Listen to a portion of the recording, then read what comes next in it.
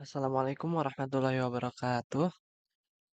Saya Taufikur Rahman akan menjelaskan mengenai Smart PLS 4 dalam contoh kasus ini.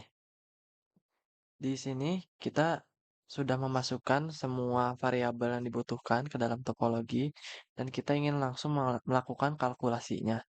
Di sini kita jika ingin melakukan kalkulasinya, kita bisa menekan tombol yang ada di tab atas ini yang calculate.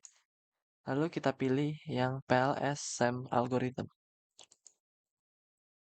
Lalu di sini akan muncul tampilan seperti ini dan kita bisa langsung melakukan kalkulasi or start calculation. Dan di sini akan muncul tampilannya seperti ini.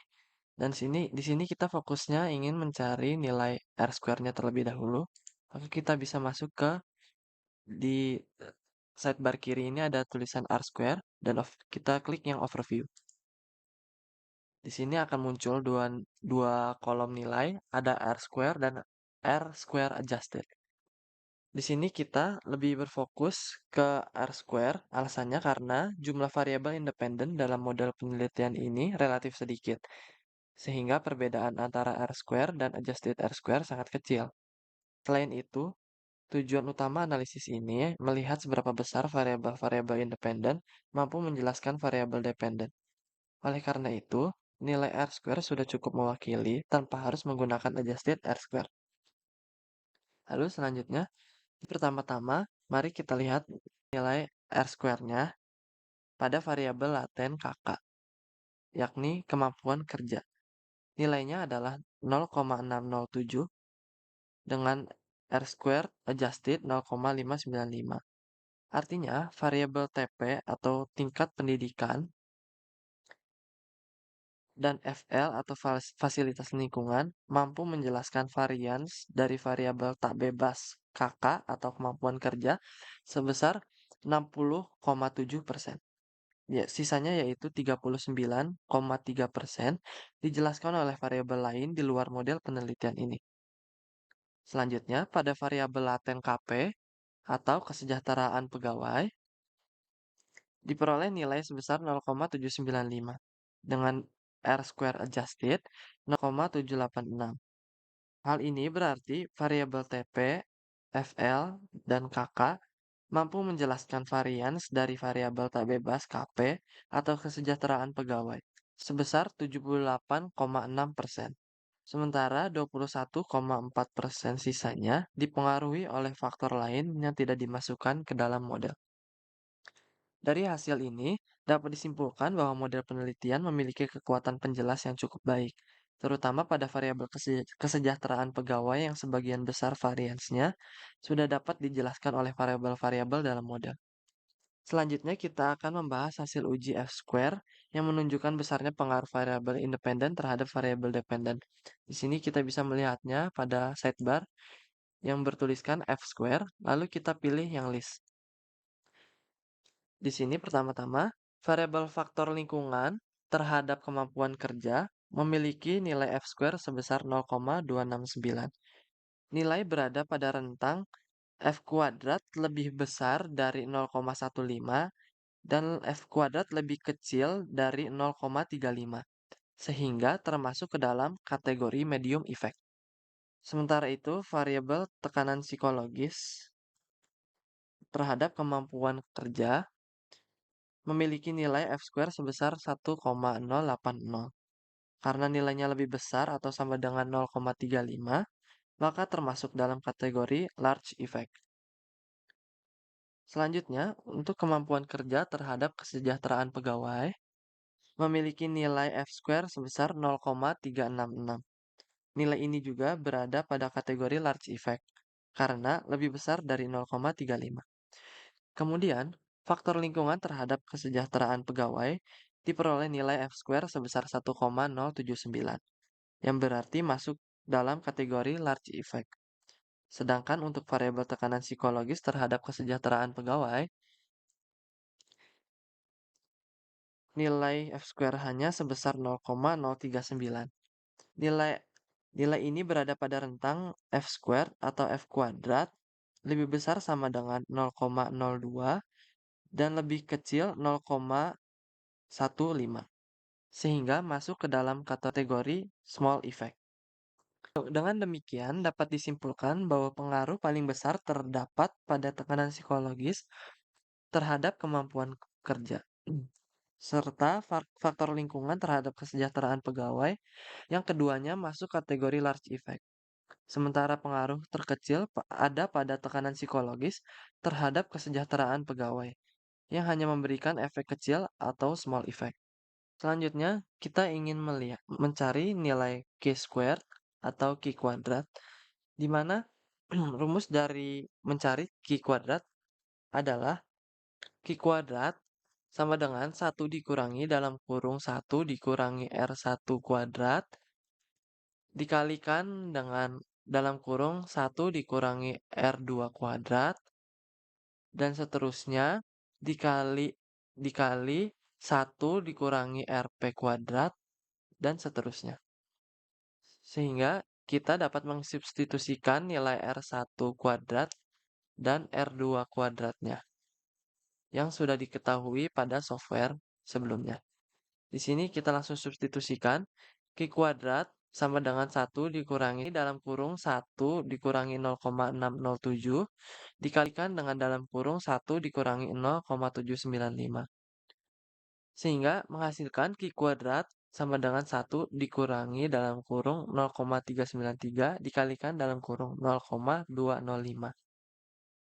Lalu akan menghasilkan Q kuadrat sama dengan 1 dikurangi 0,0800565. Dan hasil akhirnya Q kuadrat adalah sama dengan 0,919435. Sehingga dapat disimpulkan nilai Q kuadrat menunjukkan bahwa model memiliki relevansi prediktif yang sangat baik karena Q kuadrat lebih besar dari 0. Model ini menunjukkan kinerja prediktif yang sangat baik dalam menjelaskan variabel kemampuan kerja dan kesejahteraan pegawai. Selanjutnya kita akan lanjut ke total indirect effect atau pengujian mediasi di mana kita bisa melihatnya dengan cara melakukan bootstrapping terlebih dahulu. Kita dapat kembali ke tampilan sebelumnya, lalu kita dapat menekan tombol calculate yang ada di atas dan kita pilih yang bootstrapping. Selanjutnya akan muncul tampilan seperti ini dan kita bisa langsung melakukan kalkulasinya. Dan akan muncul tampilan seperti ini. Di sini kita bisa melihat total indirect effect-nya pada sidebar kiri ini. Dan lalu kita bisa memilih yang checklist ini. Selanjutnya, di sini diketahui pengaruh tidak langsung FL atau faktor lingkungan yang berlaku sebagai variabel independen kedua atau X2 terhadap KP atau kesejahteraan pegawai yang berlaku sebagai variabel dependen atau variabel Y melalui KK atau kemampuan kerja yang berlaku sebagai variabel intervening atau variabel Z adalah sebesar 0,144. Diketahui nilai p-values-nya sebesar 0,016, yakni lebih kecil dari 0,05. Maka dapat disimpulkan KK atau kemampuan kerja yang berlaku sebagai variabel intervening atau variabel Z signifikan memediasi hubungan antara FL atau faktor lingkungan dan KP atau kesejahteraan pegawai melalui KK atau kemampuan kerja. Lalu yang kedua, diketahui pengaruh langsung TP atau tekanan psikologis terhadap KP atau kesejahteraan pegawai melalui KK atau kemampuan kerja sebesar 0,288. Diketahui nilai p-values-nya sebesar 0,001, yakni lebih kecil dari 0,05. Maka disimpulkan KK atau kemampuan kerja yang berlaku sebagai variabel intervening signifikan memediasi hubungan antara TP atau tekanan psikologis yang berlaku sebagai variabel independen ke-1 atau X1 dan KP atau kesejahteraan pegawai yang berlaku sebagai variabel independen atau variabel Y. Dengan kata lain, tekanan psikologis secara tidak langsung signifikan memengaruhi KP atau kesejahteraan pegawai melalui KK atau kemampuan kerja. Selanjutnya, kita akan lanjut ke uji model struktural atau inner model menggunakan bootstrapping, yang dimana kita bisa melihatnya di final result, lalu pad koefisien, dan pilih checklist yang ini. Dan di sini akan muncul tampilan seperti ini.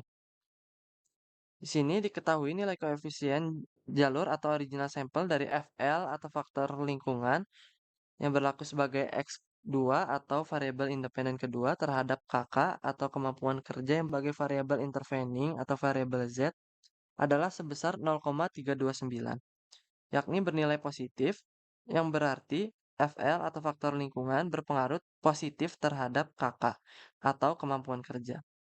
Diketahui nilai p-values-nya adalah 0,006, di mana lebih kecil dari 0,05.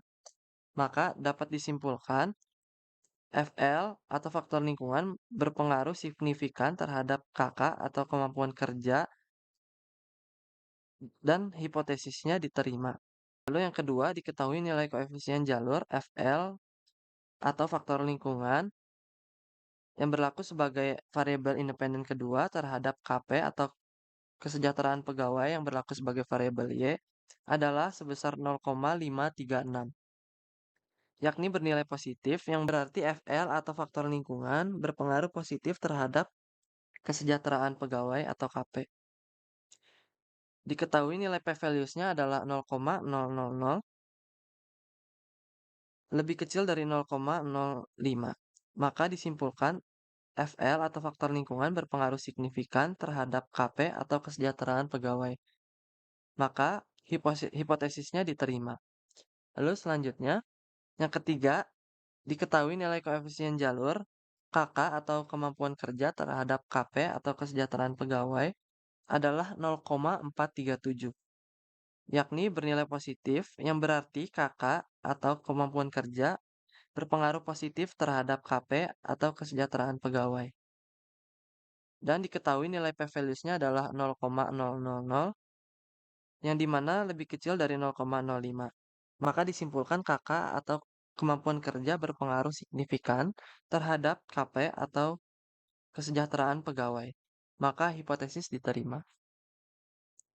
Lalu selanjutnya, diketahui nilai koefisien jalur dari tekanan psikologis atau TP terhadap KK atau kemampuan kerja adalah sebesar 0,659, yakni bernilai positif yang berarti TP atau tekanan psikologis berpengaruh terhadap KK atau kemampuan kerja, yang dimana diketahui nilai p-values-nya adalah 0,000, yang dimana lebih kecil dari 0,05. Maka disimpulkan TP atau tekanan psikologis berpengaruh signifikan terhadap KK atau kemampuan kerja. Maka hipotesis diterima. Lalu yang terakhir, diketahui nilai koefisien jalur TP atau tekanan psikologis terhadap kesejahteraan pegawai adalah sebesar 0,13, yang dimana bernilai positif, yang berarti TP atau tekanan psikologis tidak berpengaruh positif terhadap KP atau kesejahteraan pegawai. Diketahui nilai p-values-nya sebesar 0,103, yang dimana lebih besar dari 0,05.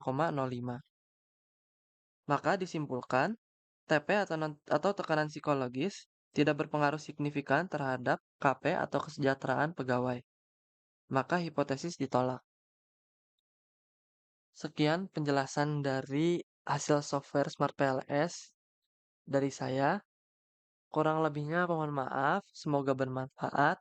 Wassalamualaikum warahmatullahi wabarakatuh.